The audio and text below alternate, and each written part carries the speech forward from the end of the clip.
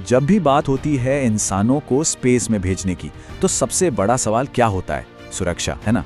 तो भारत अपने पहले मानव मिशन गगनयान के लिए एक बहुत ही अनोखा तरीका अपना रहा है, इंसानों से पहले एक रोबोट को भेजना।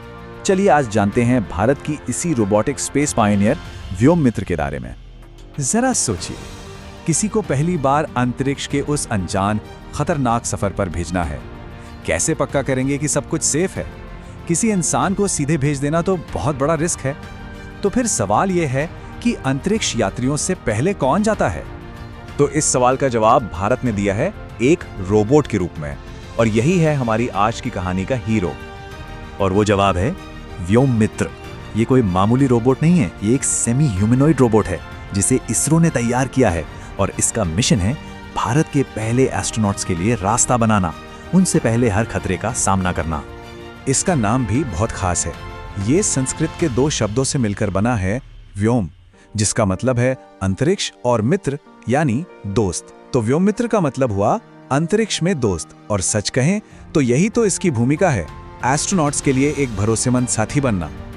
हाँ, पर व्योममित्र को किसी मामूली टेस्ट डमी समझने की गलती मत कीजिएगा। एक डमी क्या करती है? वो बस पैसिव होकर डेटा इकट्ठा करती है, बस एक बेजान चीज की तरह। लेकिन व्योममित्र, अरे वो तो कहीं ज्यादा स्मार्ट है।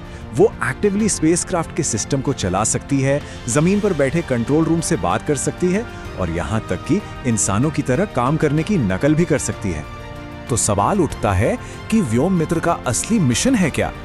मतलब ये किस बड़े प्लान का हिस्सा है? इसका जवाब छुपा है भारत के एक बहुत ही एम्बिशियस मिशन में, जिसका नाम है गगनयान। गगनयान ये भारत का ऐतिहासिक पहला ह्यूमन स्पेस मिशन है। मतलब पहली बार भारत अपने एस्ट्रोनॉट्स को, जिन्हें आईएसआरओ बड़े गर्व से व्योमनॉट्स कहता है, पृथ्वी के लो ऑर्बिट में यानी धरती से कुछ 100 किलोमीटर ऊपर भेजेगा, और फिर उन्हें सुरक्षित वापस भी लाएगा। लेकिन फिर से वही सवाल, आखिर इंसानों से पहले एक रोबोट को स्पेस में क्यों भेजा जा रहा है? इसकी जरूरत क्या है? इसका जवाब सिर्फ एक शब्द में है, सुरक्षा, सेफ्टी। व्योममित्र की उड़ान ये पक्का करेगी कि स्पेसक्राफ्ट के जो लाइफ सपोर्ट सिस्टम्स हैं, जैसे कि ऑक्सीजन सप्लाई, वो एकदम ठीक से काम कर रहे हैं। ये स्पेस के मुश्किल माहौल में इंसानी शरीर पर क्या असर पड़ेगा, उसकी नकल करेगी, ताकि जब हमारे व्योमोनॉट्स वहां जाएं, तो हर एक सिस्टम 100% सेफ और भरोसेमंद हो। तो चलिए 1 मिनट के लिए कल्पना करते हैं, व्योममित्र स्पेसक्राफ्ट के अंदर है अपनी उड़ान पर। तो वो वहां असल में करेगी क्या? उसके काम क्या क्या होंगे? देखिए, मिशन के दौरान व्योममित्र के पास कई बड़ी जिम्मेदारियां होंगी। सबसे पहले वो केबिन के माहौल पर नजर रखेगी, टेम्परेचर कितना है, ऑक्सीजन लेवल ठीक है या नहीं। फिर एक असली एस्ट्रोनॉट की तरह वो कंट्रोल पैनल के स्विच भी ऑपरेट करेगी। वो लगातार नीचे ग्राउंड कंट्रोल को अपडेट्स भेजती रहेगी, और इंसानी हरकतों की नकल करके ये पक्का करेगी कि सब कुछ प्लान के मुताबिक चल रहा है। अब सवाल ये है कि भाई एक रोबोट ये सब कर कैसे लेती है? इसका जवाब छिपा है उसकी टेक्नोलॉजी और उसकी आर्टिफिशियल इंटेलिजेंस में। व्योममित्र की जो काबिलियत है वो सच में कमाल की है। उसके अंदर वॉइस रिकग्निशन है, जिससे वो हिंदी और अंग्रेजी दोनों भाषाओं में दिए गए कमांड्स को समझ सकती है। उसकी विजन टेक्नोलॉजी उसे कंट्रोल पैनल और स्विच पहचानने में मदद करती है। उसका जो एआई मॉड्यूल है वो उसे कुछ फैसले खुद लेने की ताकत देता है, और मोटर कंट्रोल्स के जरिए वो इंसानों की तरह सिर और हाथ हिलाने जैसे हाव भाव की नकल भी कर सकती है। लेकिन देखिए, व्योममित्र सिर्फ एक रोबोट नहीं है, ये उससे कहीं ज्यादा है। ये भारत की टेक्नोलॉजी की ताकत और स्पेस में उसके भविष्य के प्लान्स के लिए एक बहुत बड़ी छलांग का प्रतीक है। इसरो के एक बड़े अधिकारी ने खुद इस मिशन की अहमियत बताई है। जैसा कि उन्होंने कहा, प्लान ये है कि इस दिसंबर में पहला मानव रहित मिशन भेजा जाएगा, जिसमें इंसान की जगह व्योममित्र होगी।